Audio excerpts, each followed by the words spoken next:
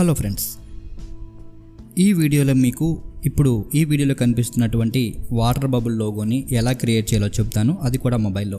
మీరు pixellab యాప్ని install చేసుకోండి. మీకు ఒకవేళ లేకపోతే కింద డిస్క్రిప్షన్లో లింక్ కూడా ఇస్తాను.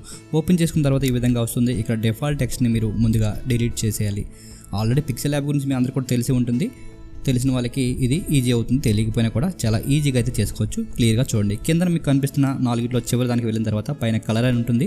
ఇక్కడ కలర్లో మనకి కలర్ గ్రేడియంట్ అనే రెండు ఆప్షన్స్ ఉంటాయి. మనం గ్రేడియంట్ తీసుకోవాలి. తర్వాత ఇక్కడ ప్లస్ సింబల్ పై క్లిక్ చేస్తే ఇక్కడ మీకు ఈ విధంగా వస్తుంది. ఇక్కడ కింద మీకు రెండు మార్కర్లు లెఫ్ట్ సైడ్ ఒకటి రైట్ సైడ్ ఒకటి కనిపిస్తాయి. రైట్ సైడ్ మార్కర్ పై క్లిక్ చేసి పక్కన బకెట్ సింబల్ ఉంటుంది, దానిపైన క్లిక్ చేయాలి. సో ఇక్కడ మనం రెడ్ కలర్ కావాలనుకుంటున్నాం కాబట్టి రెడ్ కలర్ సెలెక్ట్ చేసుకొని ఇక్కడ ఈ మార్కర్స్ని మనం అడ్జస్ట్ చేసుకోవాలన్నమాట. పైన మీకు నెంబర్స్ కనిపిస్తున్నా చూడండి, 255, 158 అని.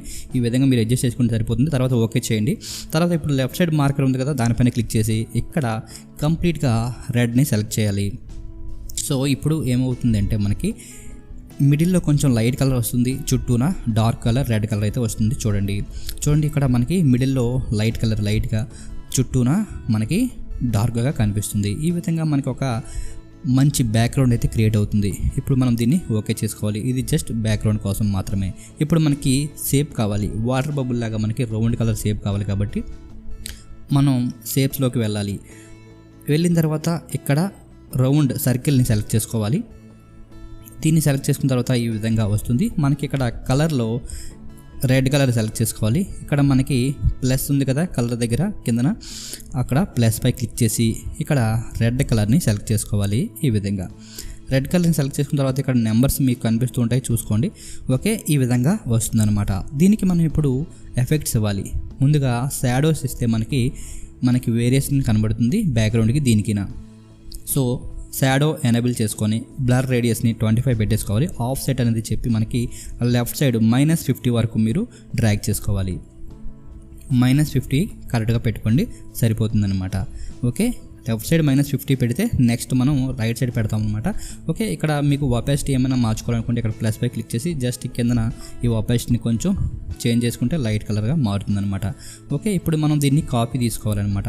సో మరలా దీన్ని కాపీ తీసుకుంటే మనకి వేరేది క్రియేట్ అయిపోతుంది, సేమ్ యాజ్ ఇట్ ఈజ్గా ఇదే, లేదా మీరు కొత్తది కూడా తీసుకోవచ్చు. తర్వాత దీని పొజిషన్ని మనం మిడిల్కి సెట్ చేసుకోవాలి ఈ విధంగా. తర్వాత దీనికి కూడా మనం షాడో ఇవ్వాలి. అయితే ఇప్పుడు మనం దీనికి రైట్ సైడ్ షాడో ఇద్దాం. సో షాడో పై క్లిక్ చేసి సేమ్ యాజ్గా పాతదే ఉంది కదా, దాన్నే ఉంచుకొని ఇక్కడ ఆఫ్ సెట్ అనేది ఇందాక మనం లెఫ్ట్ సైడ్ ఇచ్చాము, ఇప్పుడు రైట్ సైడ్ +50 ఇవ్వాలి. సో అలాగే కలర్ అనేది మనం ఇక్కడ రెడ్ కలర్ ఇవ్వాలి. సో షాడో అనేది రైట్ సైడ్ మనకి డార్క్గా రెడ్ వస్తుంది. ఈ విధంగా అడ్జస్ట్ చేసుకుంటే చూడండి, ఇప్పుడు మనకి left side black colour, right side ఏ విధంగా ఉంటుంది. తర్వాత ఇన్నర్ షాడో పై క్లిక్ చేసి మనం లోపల కూడా కొంచెం షాడో ఇవ్వాలి. ఇక్కడ బ్లర్ రేడియస్ 25 పెట్టేసుకోండి. ఈ విధంగా ఆఫ్ సెట్ అనేది -50 పెట్టేయండి. ఇక్కడ చూడండి మనకి బబుల్ లాగా కనిపిస్తుంది. ఒపాసిటీ అనేది కొంచెం పెంచుకోండి, డార్క్ కలర్గా మారుతుంది అనమాట.